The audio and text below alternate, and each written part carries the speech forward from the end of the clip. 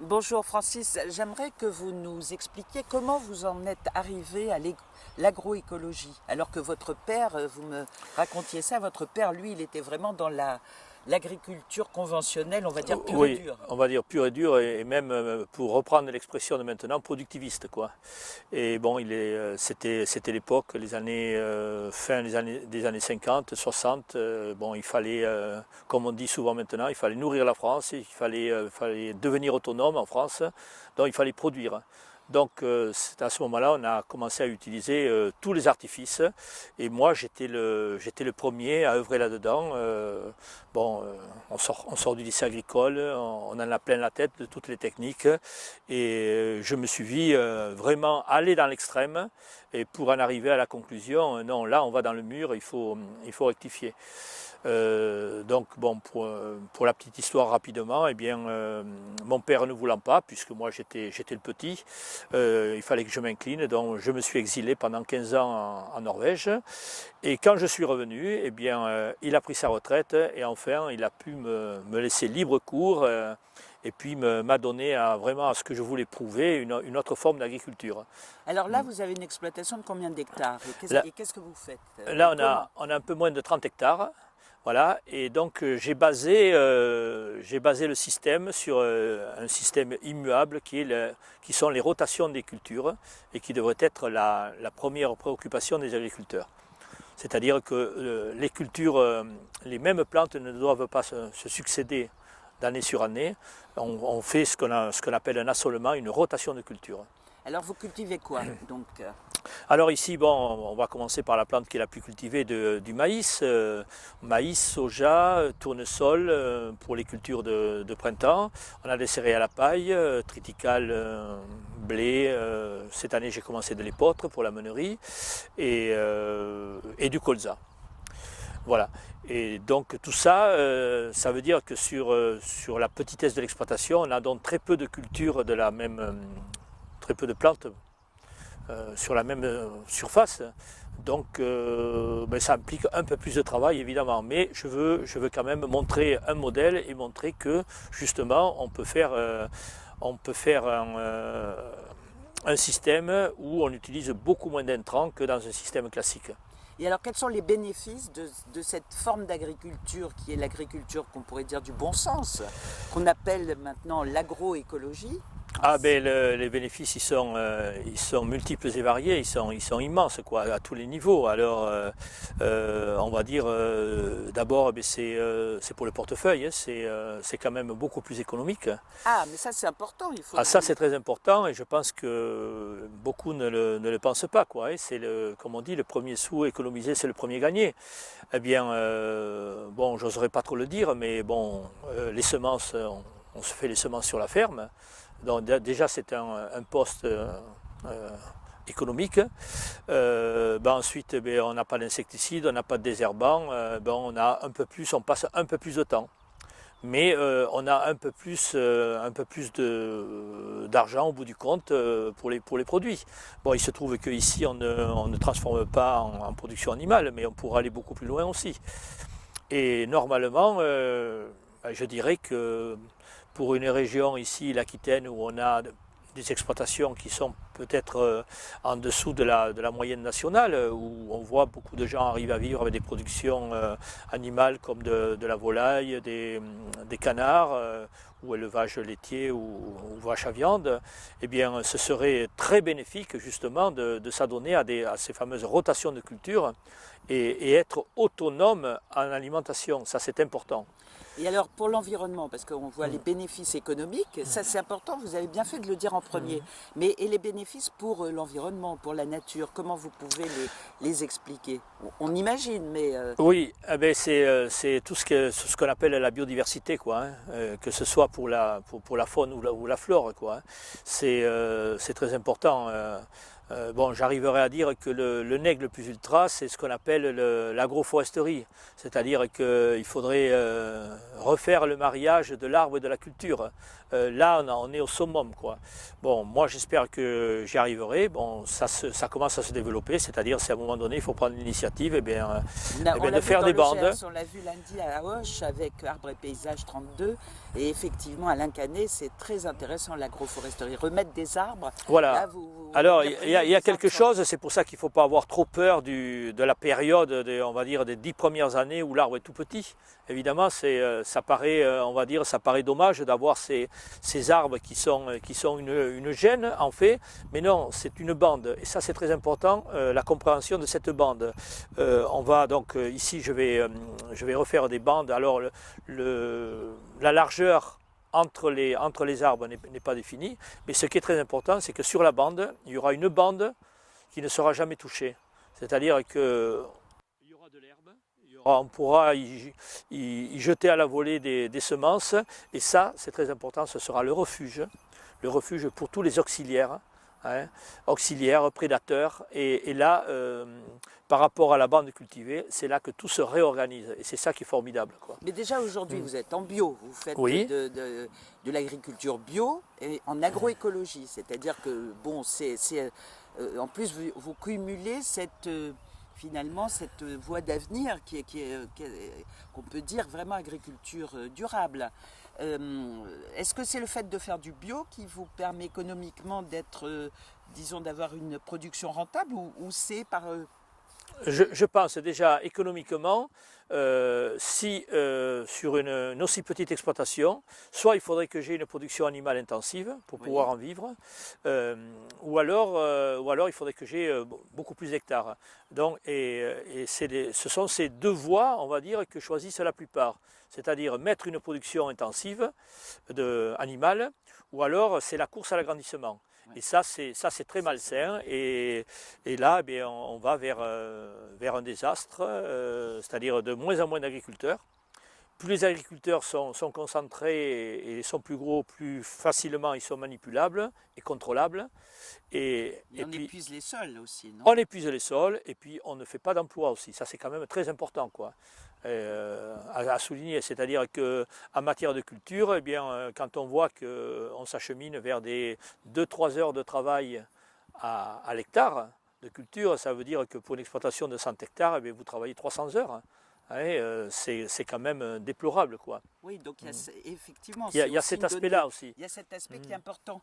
Mais l'aspect aussi alimentation, c'est-à-dire que le fait d'avoir pas d'intrants, ça vous fait économiser des produits chimiques, mais c'est aussi très important pour l'aval, c'est-à-dire jusqu'à l'assiette. Ah, évidemment. Nous, consommateurs, évidemment. C'est-à-dire qu'on retrouve une alimentation, on va trouver une alimentation beaucoup plus saine. Beaucoup plus saine.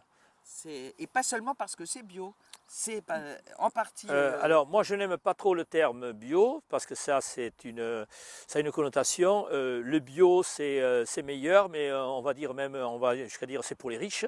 Et bio, écolo, alimentation de riches, il faut penser à ceux qui n'ont pas de moyens. Absolument, mais pas la double peine pour les pauvres. Voilà. Non, il faudrait revoir tout ça et puis avoir une multitude de petites exploitations en agroécologie.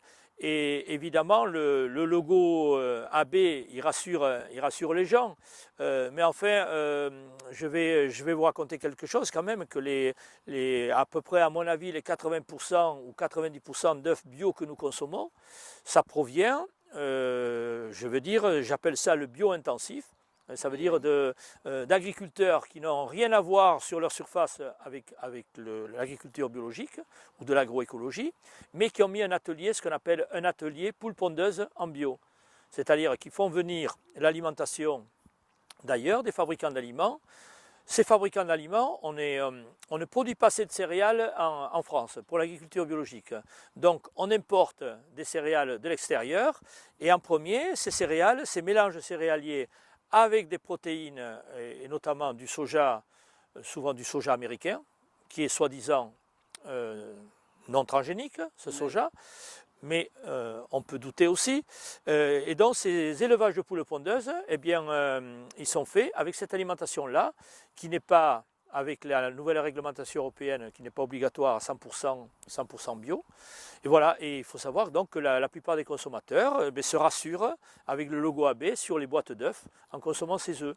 Alors qu'on pourrait très bien avoir, justement par le biais d'une autre forme dont l'agroécologie, avoir de petits élevages et avoir une garantie que toute l'alimentation, et ça ce serait une exigence première, localement voilà, et par le biais des rotations, faire des cultures à protéines et des cultures à énergie. Et donc que l'alimentation pour ces animaux-là provienne à 100% de l'exploitation. Et l'intérêt, c'est aussi qu'on lutte comme ça contre l'érosion des sols, qui va être un problème majeur. Ça, c'est la perte d'humus, la perte de fertilité. Voilà. Et ça passe pour pallier à ça. Eh bien, c'est la rotation des cultures. Voilà. Et quand on fait des rotations de cultures, on est beaucoup moins sujet à l'érosion. Et vous parliez, vous allez nous expliquer comment vous accueillez des jeunes justement de cette dimension, créer des emplois, que l'agriculture recrée des emplois. Qu'est-ce que vous faites dans ce sens-là aussi? Alors, parce qu'il y a une cohérence finalement dans toute votre... Oui. Ce que vous faites, il y a une grande cohérence. On assiste à un revirement maintenant, c'est-à-dire que ces 5 dernières décennies, notamment, et peut-être même avant la guerre, les familles paysannes ont toujours dit à leurs enfants, allez à la ville. Va-t'en, étudie. Nous, on n'a pas eu la possibilité d'étudier, on a un peu plus de moyens, mais va faire quelque chose de mieux que de rester à la terre. Voilà, et maintenant, paradoxalement, eh bien, on assiste à un revirement. On parle maintenant du burn-out, on parle du stress. Eh bien, vous avez des jeunes très diplômés, avec ou sans, qui ont commencé la vie active ou qui ne l'ont pas commencé, et puis qui disent on veut retrouver une autre forme de vie, une autre forme d'équilibre, d'harmonie, et qui veulent retourner, on va dire retourner à la terre.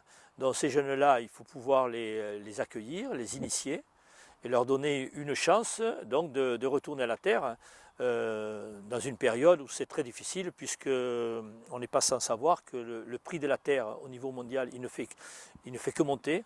C'est-à-dire qu'on sait très bien on sent les premières prémices qu'on va peut-être manquer de matières premières alimentaires au niveau mondial. Donc vous voyez les Chinois en Afrique, les Indiens qui achètent des terres, et par tous les moyens, il va falloir de la surface pour produire.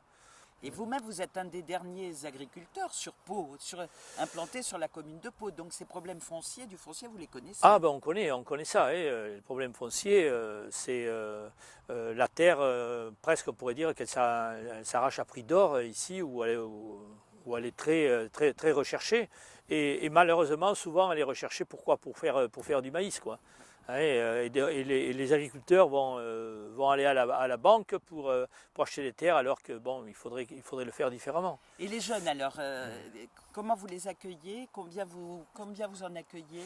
Alors ici, il y en a 3. Ils sont accueillis dans le cadre d'une convention entre l'État, les organisations agricoles et la MSA, c'est-à-dire qu'on leur met une certaine surface à disposition, et il s'agit de production légumière.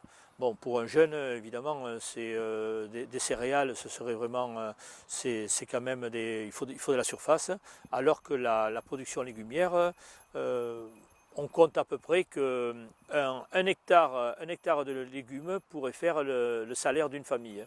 Ah, quand même. Donc ça, c'est quand même c'est très intéressant, quoi. Et avec des productions locales qui sont vendues, évidemment, ce qu'on appelle un circuit court localement. C'est-à-dire sur le marché, voilà. sur les marchés. Voilà. Oui. Et donc les serres qui sont là, ce sont des serres qui sont exploitées par ces jeunes agriculteurs, futurs agriculteurs que vous recevez. On a trouvé que pour une bonne production maraîchère, il faut toujours avoir, on va dire, 20, 25, 30% sous serre. Et puis après, le reste, c'est du plein champ. Mais en aucun cas, on a des serres chauffées. Ce sont des serres, on voit une nette différence. Par exemple, même pour la production de tomates, la production de tomates sous serre, il ne faut surtout pas le décrier. On est dans une région où on a une région plus ou moins chaude et humide, et on a une pression, par exemple, du mildiou, des champignons qui est très importante. Et lorsqu'on cultive sous serre, on n'a pas du tout ce même impact. C'est quand même, ça fait une protection. C'est quand même bénéfique et on a quand même des légumes un peu plus tôt. Ouais. Mais c'est toujours quand même des légumes de saison. Et ils vont les vendre sur les marchés. Et alors, souvent, c'est sous forme de panier à map. Ah Donc, oui. on leur confie un nombre de paniers qu'ils vont livrer régulièrement. Il y a un parrainage. Ils sont parrainés par un maraîcher. Et puis, il y a une commission qui veille à ce que tout se passe bien. Ils sont notés. Et au bout de 2 ans, s'ils pensent qu'ils sont faits pour ça, ou s'ils pensent qu'ils sont aptes à se débrouiller tout seuls, ils s'envolent et là il faut qu'ils trouvent des terres, mais bon, en maraîchage, étant donné que ce sont de petites surfaces, souvent ils arrivent à trouver. Et eux, ils sont en bio aussi. Ah évidemment, c'est Tout est en bio. le consommateur de panier, en principe, il ne veut pas un produit chimique dans son assiette. C'est une bonne conclusion. Merci beaucoup, Francis. Avec plaisir.